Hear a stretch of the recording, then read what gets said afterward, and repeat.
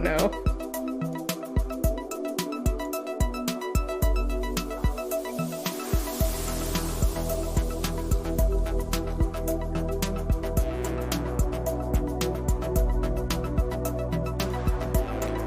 Good evening, everybody. Welcome to Geek the F Out. That's what we're here to do. We're going to be talking about The Flash this evening. AKA Keaton Bats is back, baby. Right. I am Lucha Johnny. I'm Kayla. I'm so used to saying Ensign Kayla, but... Yeah. And we are joined by the one and only Vactor. Hello. Thank you very much for having me. Thank you for joining us. Yeah. Tell us a little bit about yourself before we get started. I am a huge comic book fan. I've been a comic book fan for most of my life, and my YouTube channel is dedicated to both comic books and Star Wars. So I am very excited to be here. The Flash is one of my top 5 favorite superheroes of all time. So I'm really excited because this movie has been one of my most anticipated movies since it was announced like a decade ago. So I'm very happy. I was going to say, it's been a long time coming, hasn't it? Yes. Yeah. I saw you did a background video, and yes. I watched the first bit of it because, I was like, I don't want to get spoiled on what you think of the movie before. But I did see the part, where it's like 2014 it was announced, correct? Yeah, it's been a huge wait, and there's been different directors, there's been all kind of different everything on the movie, and it's finally out. And I don't know, I won't give anything away, but it was an interesting journey to come all this way. So let's before we go any further, in case people weren't aware, this is going to be filled with spoilers. We are gloves are off. We're no punches pulled. On, but Kayla's gloves are on. But which they might come off because they're a little annoying. We'll see. Should we definitely I don't think there's anyone in the chat yet. No, I don't think so. Quip said hi though. Quip said hi. Quip. Yes. He has not seen the show yet, or the movie yet, so thank you for the like. Smack those. Smack that like, smack that subscribe, and smack all the things for Vactor as well. Oh no, we got people. Cobweb is here. I told Shiny plastic people. See, I wasn't lying. I'm wearing it. I did not wear mine. It's at the dry cleaners. It's that week. Every other week, man. All right. Should we get into it? Yeah. We have we want to wrap up before toy anxiety starts, so we should probably jump right in. We should. Thank you for smacking that like, Cobweb. I appreciate that. I'll go first. I really enjoyed it. It was definitely a journey. I'm more of a Marvel fan than a DC fan. Like I know the Marvel universe a lot better, but I still thoroughly enjoyed it. And yeah, that's my like overall impression, but we can get into it more. What about you guys? First impressions. Vactor, go ahead. I liked it. I didn't love it. Okay. It's pretty much where I stand. It was enjoyable. I think it was maybe a little. I mean, I understand you don't want to promote a movie and be like, it's all right. It's watchable. But yeah, I think it was maybe a tad bit overhyped. But it's still good. Thought it was going to be, for sure. I think expectations play a huge role in this one because this is, first of all, this movie was screened at CinemaCon like 3 months ago, 4 months ago, and coming Mhm. out of CinemaCon, everybody was like, "This is the greatest movie of all time. This is the best superhero movie." James Gunn was talking about it. Tom Cruise was talking about it. Stephen King was talking Yeah. about it. Everybody was like, "This is the greatest movie." So going into it, I was like, really, I had my expectations way up high, and that is not the way to go into this movie. That is not a good thing to do. No. I think with any movie in general, but especially superhero movies nowadays, you just gotta go in with the bar set really low. Like post Endgame, like your bar has to be below the ground, I feel Right. like. Yeah. So I feel like I luckily did not go in with those expectations. I didn't even learn about all those people hyping it up until after, luckily. Um, so yeah, it definitely surpassed my expectation. Hi, Brick. Brick was our special guest for the Spider-Verse stream. Ooh, Always nice. glad to have Brick stop by. Yeah, I yeah, there's a lot, but we want to, before we really get into it, we want to address the Ezra Miller of it all. We do not condone his actions, but we do want to support everyone else who worked on this film, because there's a lot of other fucking people that are in this that are much better people. Yeah, so just want to say that before we get into things, to make that perfectly clear. Yeah, it's the bit about, and I know it, even the phrase itself can be controversial, is separating the art from the artist. Mm-hmm. But that is one of the things about Ezra's performance in this was really good. Like the two different Barrys felt like two different people played by the same person. Is talent. Unfortunately, that talent is problematic, but yeah. What are you? Yeah, I hope they get the treatment and the help that they need, and that's that. Yeah. And that's really going to play a big role in your kind of what you take away from the film. The performance of Ezra Miller, and then what's going on outside of the movie. Can you separate like you said, the art from the artist? I find a similar situation like with R. Kelly, listening to R. Kelly music and thinking about, should I be listening to this music right now? That's kind of you get that same feeling with Ezra Miller of, should I be watching this and supporting this person at the same time? And I think that had a huge role in the box office not being very high. I think a lot of people stayed away and said, I'm not going to support this. Yeah, I think so too. I definitely, at first, when all those allegations came out, because, technically they're allegations, I was like, I'm not going to see this. And then I think it was Dole who talked about it on Gotham City Tonight, who was like, yeah, there's a lot of other people that worked on this. Like, they put their hard work and effort into it. Like, you should still support it if the movie comes out. Because at that point, we weren't sure if it was going to come out, especially after Batgirl was canceled. Right. Yeah, so then I was like, okay, I can see that. And especially for me, I'm a big Harry Potter fan, and that's been really hard separating J.K. Rowling from the work. Right. But I think for me, it's that world is such a bigger thing to me than the person itself. Like, I don't think of that person when I think of Harry Potter. And I try to be very cognizant of anything that could support her now. Brick, go away. Brick, you missed it. Hang on. Gloves are off, Brick. Brick. We love you, but scooch away. Scooch away. Come back after you've seen the movie. Unless you don't care. If you don't give a shit about spoilers, then by all means, stay.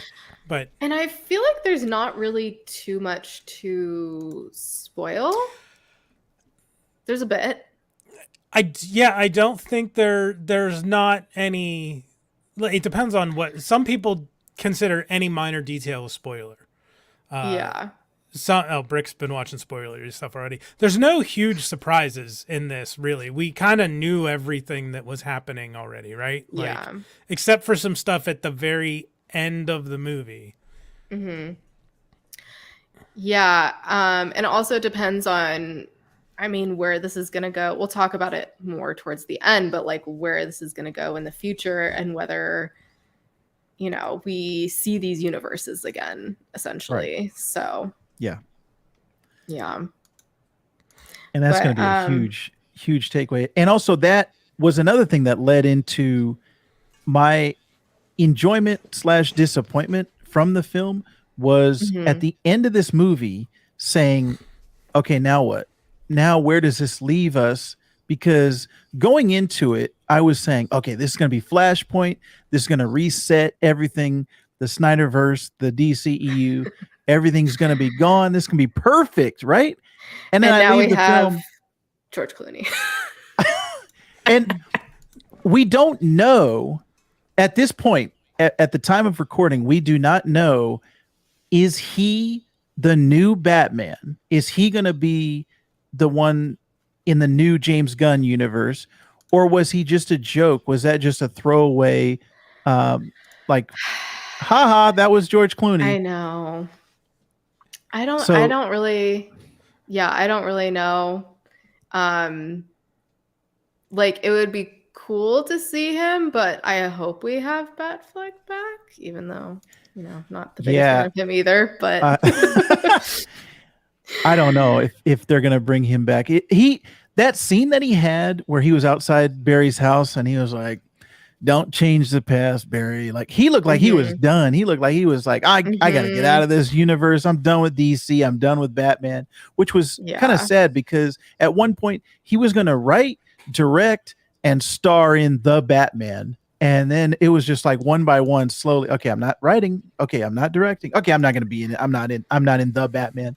So Ben Affleck just slowly dropped off, and I was like, just kind of sad to see it because I really, when he first got cast and the first appearance in Batman v Superman, I was like, yeah, this is good. I like this Batman, this different kind of take on it. But slowly just petered out. I'm starting some comments that I don't want to rush to right now, but that we want to cover before we end the stream. So yeah. And that was so controversial when he was announced too. But he, you know, turned out great. Right. It's like that with every Batman. Robert Pattinson was the same way. Anytime there's a Batman cast, it's like, what? He was even Michael Keaton. If you go back to 1989, he was Mr. Mom. He was Batman. So there's always been this kind of like, him? He's going to be Batman? And I think for the most part, they've all turned out pretty good. Yeah. Yeah. I remember the same with Bale too. Mm-hmm. But yeah. Yeah. And it was those years of the Burton Batman and the Schumacher Batman where it was like, well, such and such is a great Bruce Wayne, but not so good at Batman. And this person's a great Batman, but not really a great Bruce Wayne. I think Keaton is good as both. Like, that's my opinion. I find him believable as both. Yeah, it is that balancing act of, okay, I got to play this billionaire playboy, but then I also got to play that's what should be the greatest detective in the world, which I liked in this movie. They said that out loud. They're like, hey, you're the world's greatest detective. And the only, so far, like the Matt Reeves one has been a little bit like more like the comics and more like the animated series. But for the most part, we still have not gotten that great detective work from Batman. So I'm still waiting on that, but at least they said it out loud in this movie. Yeah, they did. I liked that note. And can we go to Brick's question? Yeah, sure. If you want to get to it now. Yeah. If the marketing didn't reveal Keaton and or Kara, would that have helped your enjoyment of the film? And if we didn't see darkish Flash toys, would that have changed the vibe? Yeah, I think if I didn't know Keaton or Kara were going to be in it, I mean, I probably still would have seen it, but I don't think I would have enjoyed it as much. Well, did It you depends on notice who else was going to be in it, though. You know, if they they weren't going to be in took it. like a pause when both of them were revealed? So when Keaton was revealed, first of all, he had the long hair in front of his face, so you couldn't Mm-hmm. see him. And Mm-hmm. I felt like when his hair was removed, the camera's like, look who it Yeah. is. Yeah. So if you didn't know that, if you did not know Keaton was in it, it would have been like, what? Like everybody would have lost their minds. And the same way with Supergirl, where if you're a fan of Flashpoint or if you know the backstory, that is Superman in Flashpoint. It's really the exact same storyline, but it's Superman, and not like already seeing that in the marketing, already knowing that going into it. To me, as a comic fan, I was like, oh man, that would have been cool to see it, that kind of twist. But Mm-hmm. I think Ezra Miller's not them kind of pushing him away from the marketing and not doing any interviews and anything. They're like, okay, we got to do this. We have to put Michael Keaton and we have to put Sasha in front. So I think that was just kind of circumstance. I think I saw something about like Sasha was doing a lot of the press that would normally be done by Ezra in the lead up to release. As she should. Yeah. New girl crush. Love her so much. Yeah, I thought she was great. I thought I would like to see her come back as Supergirl. I don't know if there's so many things after this movie. I don't know if we are ever going to see any of these people again in these roles. So it's just kind of sad because I think everyone had a great performance. Everyone had I enjoyed everyone in all of their roles, and I'm confused and sad that we don't know what is what going forward, because I think a lot of the thing about the MCU and the thing that we all love is the connected universe, and every film kind of leads into the next one. Like we went to see Miss Marvel, or I'm Captain Marvel, sorry. Because we wanted to see, okay, how does she help out against Thanos? How does she come into the picture? And how do all these Avengers, which we've seen their individual films, got to know them when they come together for the Avengers, like it just makes it more satisfying and makes it feel like a complete story. And with these DC movies, it's just been like all over the place. Oh, here's Justice League. All right, now we get the backstory of Flash 10 years later after Justice League.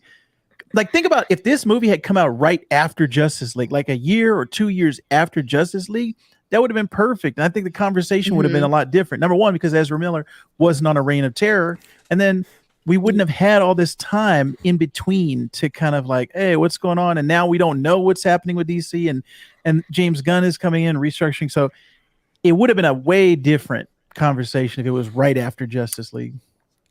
I agree. So my answer to Brick's question is, if they hadn't revealed Keaton or Kara, no, I don't think it would have affected my enjoyment of the film, which I can get into more either right after this or in a bit.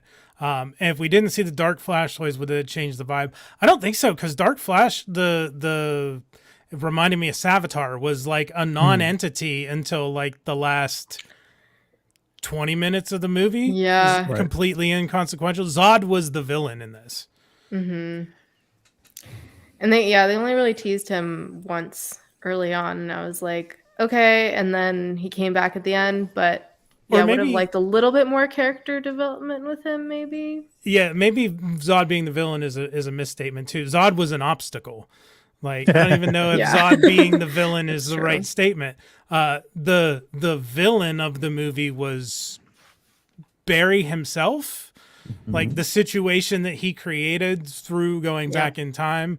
Like, he was his own worst enemy in this film in more ways than one, with the fact that he literally ends up fighting himself. Right. And I like that. I like that progression of, you saw him at the end of this Dark Flash, like what he had become, and you saw him at the beginning when he was kind of this goofy kid, and and you also saw him in the middle, like, oh, I can change that, I can go back, I can fix it.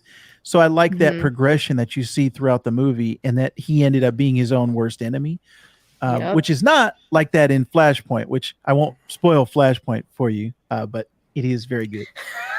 I know. I have the comic. I have not read it. Man, I want to hear your thoughts after you read that. I know. I mean, because I've seen the CW show, most of it. I have an idea, but yeah, I think once I read it, it'll still be a little different. So why don't we hit through some of these other points that Kayla has outlined for us before we get into more freeform stuff. The CGI and VFX overall, rough. Yeah, I didn't notice how. Like, I know I saw Screen Crush critiquing the baby shower scene. I didn't notice it as much there as other people did, but the digital cameos at the end were definitely rough. Yes. Those, and anytime there was two berries, there was almost always one that looked like the fucking Polar Express kids. And I was like, and then I saw that the director, he put out a statement saying how in the, I want to call it centrifuge. It's not the centrifuge. Right. The bubble. How they purposely made all the memories look bad because it's supposed to, not be real. And I was like, okay, sure. But what about the rest of it? Like the rest of it, even early on, like the babies, obviously meh. And then when Batfleck was on, yeah, I mean, I love Polar Express, don't get me wrong, probably one of my favorite Christmas movies, but that animation. But oh yeah, Batfleck, when he was on the motorcycle and then he was talking to Barry, his mouth was not even moving. I didn't notice that. Yeah, I saw it twice, and the first time I kind of noticed it, and the second time I purposely looked for it, and I was like, your mouth is not even moving. Like, I know it's hard to move with the cowl and everything. I get it. Like, it's hard for me to move my mouth right now. But yeah, I was like, his mouth is not even moving. Like, this is really bad. Yeah, and anytime there's two berries, there was just one berry that clearly was a little bit off. Yeah, I don't know what happened there. I'm very curious as to why. Yeah, it definitely felt like a PlayStation cutscene to me, like, and not from PlayStation 5, not from like the Fantastic Spider-Man video game. This felt like a PlayStation 1 cutscene to me, especially with the babies. And I also saw that the director's comments about the Speed Force and the perspective being altered. You could look at it that way, but I think most audiences are not going to interpret it that way. They're just going to say, this looks bad. There's a difference between like a stylistic choice and something that looks unfinished or just it doesn't look like you spent the time on it. And that's what these effects look like. They just look like they weren't done. And what's funny, Johnny, on the Screen Crush video, they did a bunch of videos, but one of the videos they had Colton on there, and he was talking about his experience at CinemaCon, and he was like, yeah, when I saw this, I was just figuring they're going to finish the special effects, and this is going to be great. And then I saw it at a press screening, and they hadn't changed anything. He was like, it's the exact same. So I probably would have been the same way. If I'd seen it months ago, I would have been like, oh yeah, they're working on this. This will be better. But yeah, that definitely, it was like, that scene was so fun to me. That opening, I thought would have been really great if the CG was believable to the point where I was like, oh, I'm in this. But it really takes me out of it when the babies, they just, I don't know, man. There's something about it that they just did not look right for whatever reason. Exactly. It was like you were almost there. Like it would have been such an exciting scene, but it is that little bit that pulls you out of it, kind of like in some Star Wars things when they show younger Luke and, sometimes the facial animation isn't the best. So like it makes you be like, oh, like it makes you focus on that. and not focus on the scene itself. So yeah, it takes you out of it a bit, unfortunately. And I think that, like, and the fact that people are talking about how bad the CGI is, that the Ezra Miller effect, a bunch of probably other things is why it tanked. You also mentioned that you watched the CW Flash. I also heard some people saying, "Hey, I have 180 episodes of the CW Flash that I can go watch at home right now. Why do I need to go out to the theater and watch that Flash?" So I think some people might have stayed home for that reason. So yeah, there's a lot of reasons why I don't think it did very well at the box office. Yeah, and Grant Gustin should have been in it. Yeah, he was in it. Ezra was in that one. Like, why couldn't Grant? That's how like, he got his name. Yeah, I thought when they were showing all the other worlds that Grant was going to be one of them. Like, such missed opportunity there for such sure. A missed opportunity. So sad. Since we brought up CW Flash, I'll go ahead and expand on part of the reason why I was just like, it's all right, is because I've seen this story a bunch already. That's another reason. Yep. The Flashpoint animated movie I've watched, and they did so many.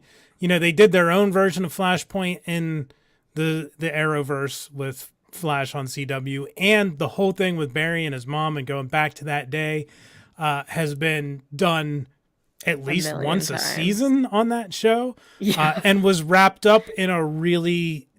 Despite all the other faults of the last season of Flash, I think it was wrapped up in a really good way in the last season. So, like, the only reason I wanted to watch this movie was for Keaton Batman and Kara. Like, that's it. Like, I know what Flash does and what happens with that aspect of it.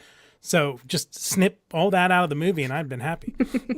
And what's crazy about that, this movie was announced when the Flash CW show started. They had 9 seasons and then the movie came out. It was like it was just, if this had come out before the Flash, the CW Flash had ended, maybe a lot of people would have been like, oh, I can still see, like, they hadn't done it over and over and over again. And I think that is going to be the reason why James Gunn is not going to do Barry Allen again. I think he's going to do another Flash. There's so many Flashes they could choose. Wally West is going to be perfect. I think they have to do Wally West in this new DC James Gunn universe, because Barry's just been done to death. Yeah, and also getting rid of he who not be named. I think they're going to recast anyway. Even if they do Barry, I think they're going to recast and maybe have a blonde Barry Allen, which that's more comic accurate. I think, I don't think Ezra Miller's coming back. Also, a thought I had, Vactor, you mentioned, since they did 9 seasons of a show in the time that this movie has been in production. And yet in a year, they announced, cast, filmed, and then canned a Batwoman movie. Right. I want to see that movie. Just put it on HBO Max. Right. Just fucking do it. I don't. Right. There's no reason why you can't. Come on. Everything around it has made me want to see it more.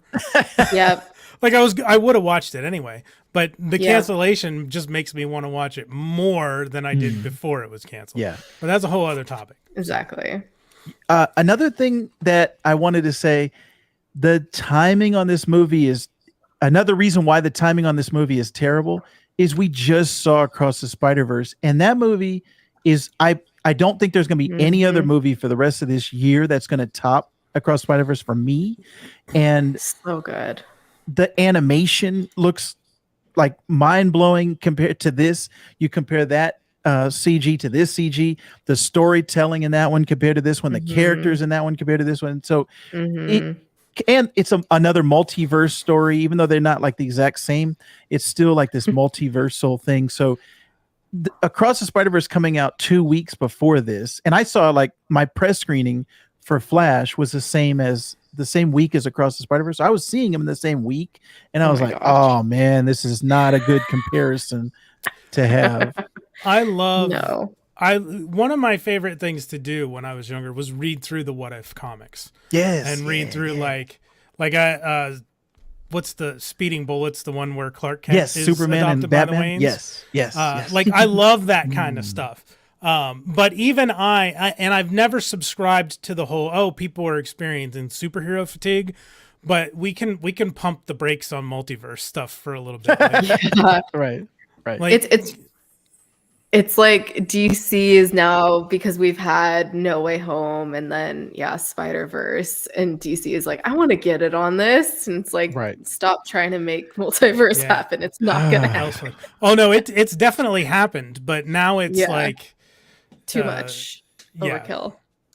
Exactly. Which is kind of sad because the Flash started the multiverse, like in the comics and like in our real world, as we're reading Flash, like the concepts of the multiverse came out way before for DC and for Flash. And now it's like they've been done better. And in other places, so many times now we're starting to get tired of multiverse storylines because, the problem with the multiverse thing is there's almost no stakes to it because you can be like, oh, well, if you died in this one, we'll just go to the next universe and you're over there and there's another version of you. Or if you didn't like it, well, there's another version where you didn't make that choice that you made. So you can just go over to that universe.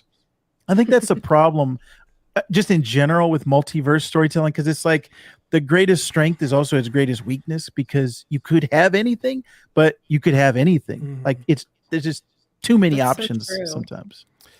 Since we're kind of there, why don't we talk about that? I thought the explanation by Bruce of the multiverse with the plate of spaghetti was phenomenal. I'm like, that is a great like metaphor for it. Yes. And the fact that spaghetti was just like throughout the entire movie in some way, shape, or form was just they did that very, very well, I will say. Yeah, that was not something that we've seen like over and over again. You think about like the Back to the Future, the chalkboard where he's explaining the different timelines. And this was just a unique way to do it. It was visually interesting, and it also explains it. Like it makes it simple. It's funny. Like I think about Interstellar and a bunch of like space movies where they're telling you the wormhole. All right, picture these two pieces of paper. Now I'm going to put this pencil through it, and that's you going through the wormhole. Like that's the type of explanation we've seen over and over again in so many movies. This one, the spaghetti analogy, we have not seen it, and it like I said, it illustrated it perfectly. And then I was hungry at the end, so I wanted some spaghetti. I'm hungry now. So yeah, that was great. I really enjoyed that. Yeah. And then younger Barry just like wolfing it down. Oh yeah. So and I did like how they showed that like he needs to eat all the time. Because I think that's something that I don't remember it being in the CW Flash very much. It's one of those things that it was there and then it just got dropped because they established it. And you don't need to focus on it every single episode, I think is what happened there. But yeah, I'm pretty sure I remember it being established that Barry is generally pretty ravenous because of that metabolism. I remember the thing with him not being able to get drunk. Yeah. Definitely remember that part, but not so much the food. It was season. Okay. That's why I don't remember, because it was so long ago. Yeah. so long ago. Yeah, we did get some great cameos, though, including Nicolas Cage. Yeah. Which I just saw earlier today. They said that he was actually there on set and he filmed his part. So I hope that's on the Blu-ray. I want to see Nicolas Cage in the suit. It certainly didn't fucking look like it. No, it's like really bad CGI. What the problem with that is, and I was talking to my wife about this yesterday, especially with Christopher Reeve. That's the one that I like hold a high standard to, because when I was growing up, Christopher Reeve was my Superman. He was the guy that I looked up to like he was my dad. I was like, Superman can do no wrong. I want to be a good person because of him, because of Christopher Reeve, Superman. And he just looked dead-eyed. Like there was no life to his eyes. And it was just very ghoulish. Like it was like your skin kind of was crawling. I think just because you know that he's not alive in real life, and Yeah. even when I saw Nicolas Cage, I was like, it's it's cool because I know the reference, but I know a lot of people that didn't understand it and they're like, what? I don't know why he's there and what's going on with this spider.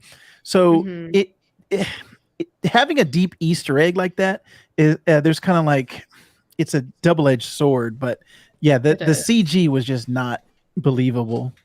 Especially if he was there, like, do better. Like, you could have done so much better. And yeah, with Reeves, I saw, you could have just taken footage and kind of manipulated it around, but no, they decided to just completely CG it, I guess. I wanted to touch on this because John Wesley Shipp or Grant Gustin. Now, the Screen Crush video said that the actor that they used for the Jake Eric cameo actually played a version of Jake Eric in CW Flash, but I don't remember that dude. Yeah. Go ahead. Oh, I was going to say, they asked that actor, Teddy Spears. Yeah. They asked him, hey, did you film anything? And he was like, I just had a baby and I'm pretty sure I would know if I filmed anything, and I did not film anything for this movie. So according to him, he did not. So did they just steal that from the Flash? Which is, somebody, I can't remember, I was talking to, because I've talked to so many people about this movie. Somebody was saying that they could just have used archival footage, and they could have used CW footage. They could have used Christopher Reeve movie footage. I think that might have been a better way to go than this the current version that they used. Yeah, it's really strange. Very very interesting choice they made there. Because they all did look all of those did look very PlayStation 2. Yes. Especially early 90s PC CGI. Right, especially when you focused in on it, because they had like the Adam West Batman kind of like far away from the camera and going in the background, and then they had the George Reeves Superman. But when it was Christopher Reeve, it was like he's front and center, like right in front of the camera. Same with Nicolas Cage, and it was like you can see the flaws in this CG. It wasn't if they keep him in the background, maybe we can't see it so close. Which, if I'm remembering right, didn't they start, especially when it was Christopher Reeve's Superman and Supergirl there, didn't they start from like behind them? Like you could have just left it with the shot from behind and not swung around. Like everybody who was going to get it anyway would have known what you were alluding to. Same thing with the Nick Cage Superman. You just need to show that Superman heat raying that spider, and anybody who's seen that Kevin Smith video knows exactly what they're referencing. Yes. You don't need to do the, for lack of a better term, the money shot of the close-up of the poorly CGI'd stand-in for these actors. Right. And what's kind of crazy about that is like, this is a Flash movie, and they spent so much time on all those Supermans and like I said, the Adam West Batman. And it was like, I felt like that moment, it was cool for us as comic nerds. Okay, we got these Easter eggs, but if you don't have those connections to those other DC properties, it doesn't make a whole lot of sense in this story, in this movie. Like they didn't set up, oh yeah, there's these other DC universes that have been going on this whole time. And how does that tie into Barry's story? Like that whole part was just kind of like I said, half of me loved it as a comic fan, but then the other half as a movie, like if I'm just watching this movie, that kind of takes away from Barry's story and like what his journey that he's going through. Which a lot of stuff in this movie, I think they could have taken out to just focus on Barry. I think they could have cut about 20 minutes out of this movie, out of the running time, and it still would have felt like a complete story for Barry, which I get. Even actually, now that I think about it, for Barry, now I was again talking to my wife about this yesterday. I was like, okay, the whole thing and I don't want to spoil too much about Flashpoint for Kayla, but the thing about Flashpoint was he learns his lesson. Like, oh, I can't change the past. I can't undo this. And then this Barry, you're like, oh yeah, he learns a good lesson. He sacrifices his mom. He has a nice, like, emotional moment with her. But then he goes and changes history again. He goes and moves the tomato can, and it's like, well, you didn't learn anything. Like, what was the point of that? You still haven't learned your lesson. And if it was the only reason for that was to get the George Clooney cameo and we never see him again, I'm gonna feel like that wasn't even worth it. Like, again, that's another reference for people who, oh yeah, if you love the George Clooney, if you love Batman and Robin, which I don't know a lot of people who do, but if you love that was a great Easter egg for you. But I would have preferred Christian Bale step out, or maybe God. Robert Pattinson step out. Yeah. So yeah, really, that's such a good point.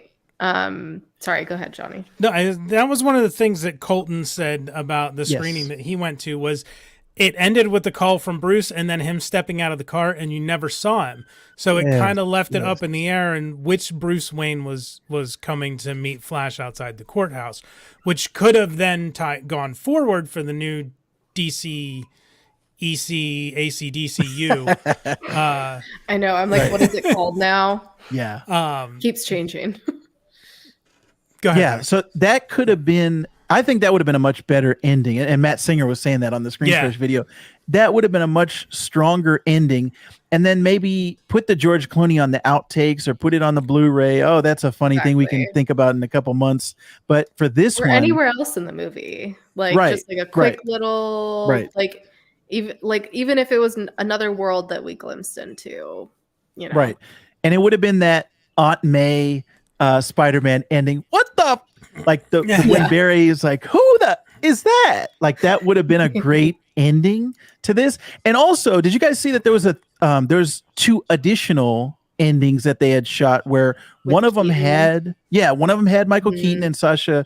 It's either Kali or Kale. I've heard both, but Kaye.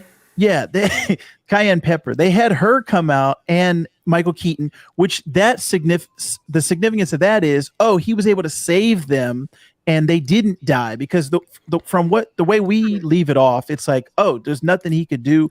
They had to die. They died in every single. It's like that Doctor Strange. There's 12 million outcomes, and you die in 11 million and 99,999. So that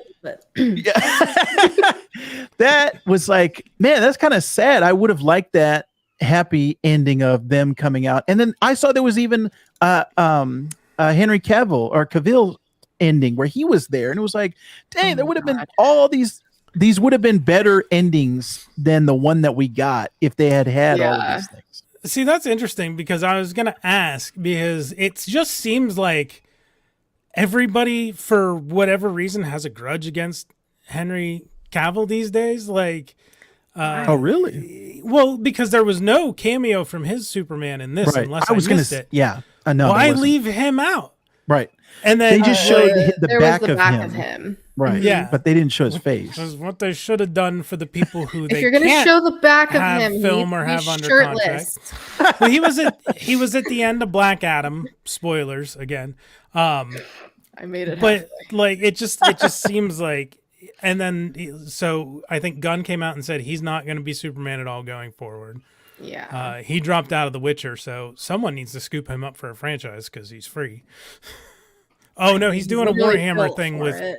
He's doing a Warhammer 40K thing with Amazon Prime, so he's going to be busy. Right. Man, I think we're going to look back on his time as Superman and be like, man, what if? Like, what if he had this great Superman movie? What if he had the time to shine? Because I've talked to people that hate Man of Steel. I've talked to people that love Man of Steel, but I think the one significant thing between those that ties everything together is him. I don't know anyone personally that did not like his performance and didn't like him as Superman. The people I know that didn't like it is, oh, I didn't like Zack Snyder. I didn't like the Man of Steel storyline, or I didn't like the movie itself. But everyone I know, they love Henry Cavill, or Cavill. So yeah, it's just going to be sad to look back on his performance and say, man, he didn't have a better Superman movie. And no, I meuld have loved to see if you're doing all these Superman anyway, Brandon Routh, like the Kingdom Come Superman from right. CW Crisis. He's a great Superman. Yeah. Like I said, if we're going to go in that direction, because like I said, if it was me, I would have just stuck to Flash stuff. Like just have Jay Garrick in there, have Wally West, have all these other the Flash family. But if you're going to go in that route, like you said, yes, throw Brandon Routh in there, throw Dean Cain in there, throw Tom Welling in there, throw them all in there. Just all the Supermen, just get them all in there. I would have enjoyed that as a DC fan. Agreed. Yeah, it's very interesting where they're gonna go with all of this now. Because it's exactly what if with the entire DC universe. It's been that way since kind of day one. And I mean, it could have gone so many different directions. I will say I watched Lois and Clark religiously when I was younger and when it was airing. John Wesley Shipp's Flash. Yes. With his velour flocked bodysuit. Yes, I loved that series. Actually, my mom's cousin played Nightshade on that Flash original Flash series. But yeah, I was a huge fan of those. But that was back in the day when it was like it was so rare to get a comic book thing. It was like any comic book show or movie. It was like, yes, I have to watch this so many times because we're not going to get another one for 5-10 years. So yeah, I was a huge fan of both of those. Oh yeah. It's every other week now. We got Spider-Verse, we got Flash, we got Blue Beetles coming out. I know. Transformers, good video games. I just started playing through Spider-Man Miles Morales because it finally went on sale on Steam, so I was able to get it for $20. So because the Spider-Man PS5 or PS4 PS5 game came to PC too, and it was great. I finally picked up the Miles one. Love that. If anyone's interested, on my YouTube channel, you can see me and my wife. I played through the entire game of Miles Morales while my wife is sitting there making fun of me. So it's on my YouTube channel. But amazing. I loved that game because Miles Morales, if anyone doesn't know, I have a huge connection to Miles Morales because I'm African-American. My son is half African-American, half Latino, like Miles Morales. So I have like a personal connection to that character because my wife is Latina. So I like anytime I see Miles Morales or I see his parents, and that's another thing about Across the Spider-Verse that was so great is his connection to his parents. But that video game, the Miles Morales video game, is fantastic. The storyline in that is so good. The acting, the performances, just a fantastic game. Yeah. It's funny. I've been talking to Kayla. I'm thinking I might do a stream of playing through Star Trek Resurgence. Ooh. The new narrative Star Trek video game on the channel. If people are interested in seeing that, let us know because I got it and played. I can through just be on the side. I'll be the one making fun of you. So that might be something to look forward to here in the future. Nice. I also don't have to do anything, so. I wanted to ask you a question because I've seen different people's interpretations of this. Did you two think that Michael Keaton's Batman in this movie is the same as the Tim Burton Batman, where his universe is the same as that movie where, he's cleaned up Gotham and he doesn't need to be Batman anymore? When you were watching it, is that how you interpreted it? Or did you just say, this is a different reality and he just looks like that same Batman? You can go first. I was convinced until that it was actually that Batman from the Burton movies until they made it 100% clear that there was no way for him to survive. Like once they killed the character, I'm like, this is probably an alternate version because I don't think that they would actually kill that character off in something like this, which is fine.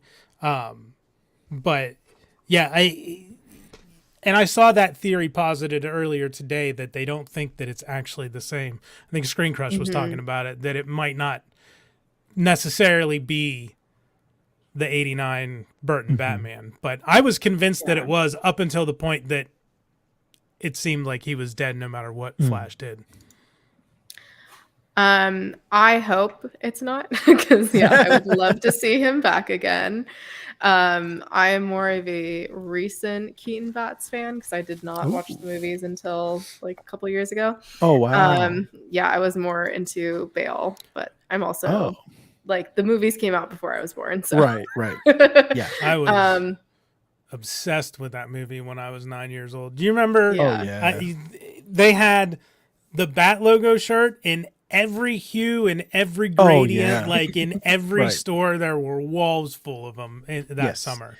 That was the marketing of that is like the biggest I've ever seen of any movie franchise of all time. Like it was on billboards, it was on posters, it was everywhere. I was actually living in Japan at the time. My dad was in the Air Force, so I was kind of all over the place. So even in Japan, it was like I was getting these Japanese like trading cards and they had Japanese written on them. I was like, what? I don't even know what's going on in this movie because I can't read Japanese, but I can see Michael Keaton and the Batmobile looks cool. He's in an all black costume. It looks cool. So that was a huge movie for me when I was growing up. Sorry. I'm not a youth anymore. I'm 30 now. I feel old. I've had back problems the last 2 weeks. It's been not fun. Sorry, I kind of back problems runs in my family. So I kind of derailed your thought, Kayla. Did you have anything more to say about thinking of that Batman as actual 89 bats? Yeah, I didn't think of it as an option.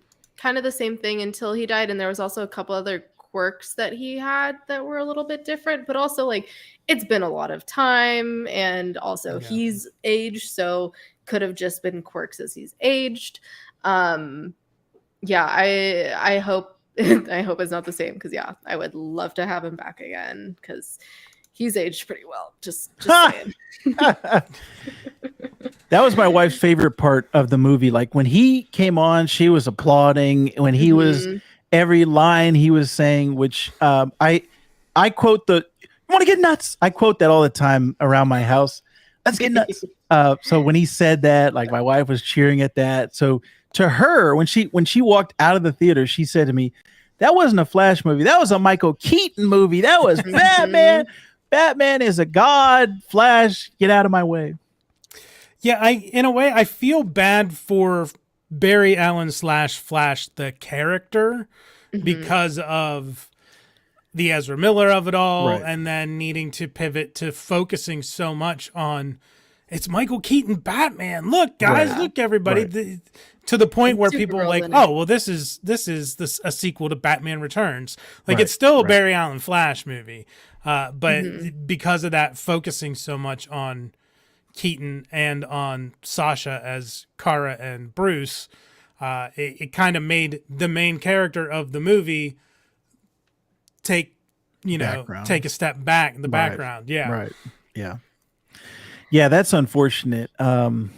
It's like I said, just that's why when I was talking to you guys off mic, but beforehand, I was like, there's so much stuff to talk about with this movie because it's like the outside stuff that's going on plays into the inside stuff in the movie. It's like there's Ezra Miller, there's this new DC universe that's coming, the old Snyderverse is being pushed away, and like all of these things, the production of how long this movie's been pushed back, and they've had different directors, different all kind of stuff.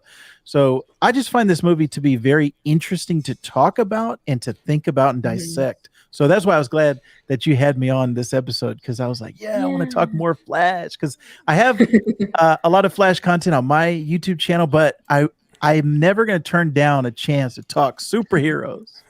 Here's a question for you, Vactor. Do you think this is going to be one of those movies that ends up having its own class taught about it in like film schools because of everything that went on around it?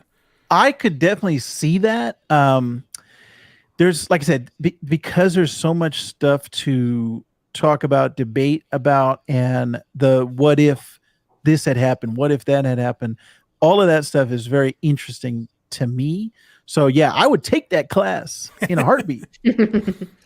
I was just thinking about that. I was like, does everything surrounding this movie, I'm trying to think of another movie as an example, maybe you guys will think of one where it's like everything around it is talked about more than the movie itself, which I hope is not the case. there were a lot of good parts about it, but I think there has just been so much shock with the CGI, the casting, what it means for the universe, the timing of it should have come out sooner, blah, blah. I think there's so much other stuff that it might overshadow it. I wish I could think. There's definitely other movies that have been like that. I was going to say recently, the Jonathan Majors Ant-Man debate where it was like, and that was after the movie came out. Yeah. Not like with this movie, we were talking about Ezra before the whole thing, but with Jonathan Majors, that has now become the dominant talk. Like I don't hear most people talking about Ant-Man Quantumania, except for that they didn't like it. But now the main content is like, oh, are they gonna recast Kang? Is Jonathan Majors gonna be a part? Now they're kind of like the special features, they're kind of like pushing him aside and they're not doing as many interviews as they were doing. So yeah, it definitely happens a lot, but not, I think, to this extent before the movie comes out. So yeah, that it's very interesting to see that. So one of the other things we have on our list of topics is, what does this mean going forward for the DCEU? And I don't know. I think I speak for most of us when I go, who the fuck knows at this point? I mean, they've never known from the beginning. They could have done it so much better. I think because everyone pretty much agrees that the Snyder cut should have been the first cut. Yes. 100%. Maybe not 4 hours. I love Lord of the Rings. I love the extended editions, but when I watched that the other day, I was like, Jesus Christ, this goes on forever. I'm like, they set up so much potential, and but the thing is they rushed into it, just jumping into a team up movie.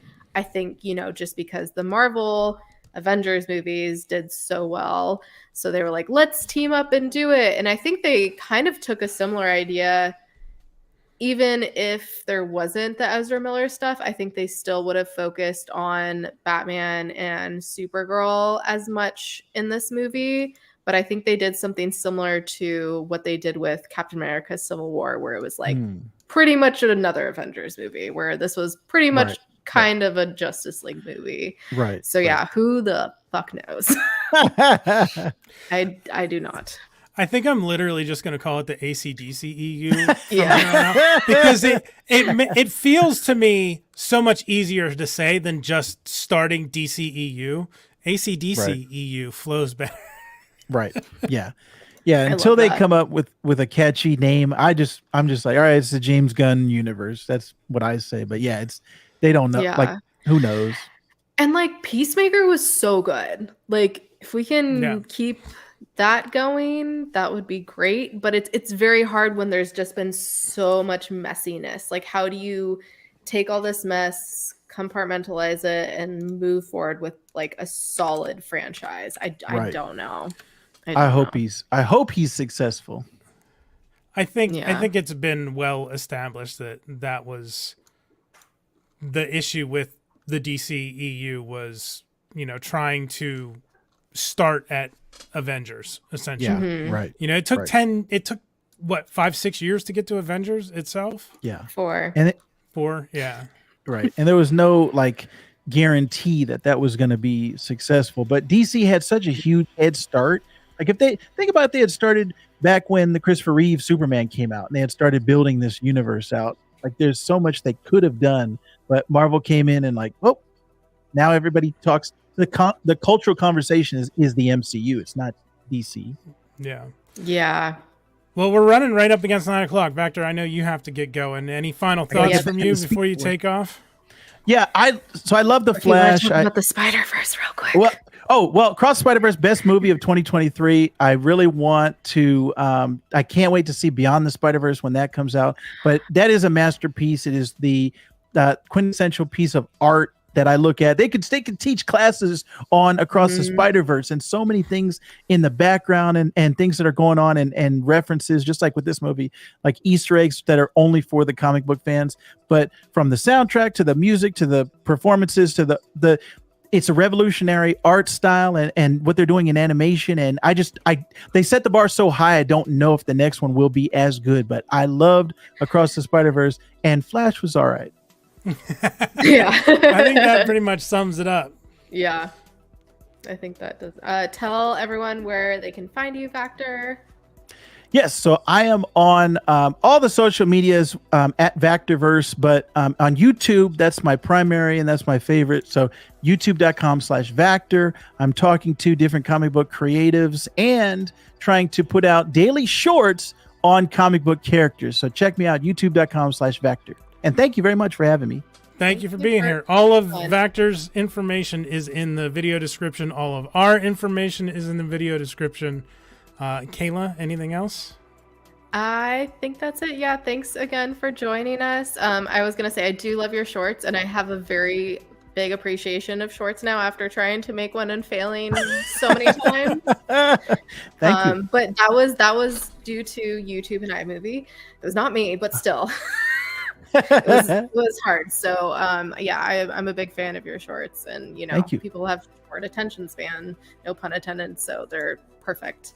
But yeah, thanks again, and everyone smack that like, smack that subscribe, smack that bell icon for Vactor and for us. And until then, thanks for joining us, everybody. Thanks for geeking the F out with us. Go watch YHS Toy Anxiety. They probably just started. No, they still have 30 minutes. Oh, is it 9:30? I thought it was 9. Well, we're done anyway. Have a good night, everybody. Oh my God.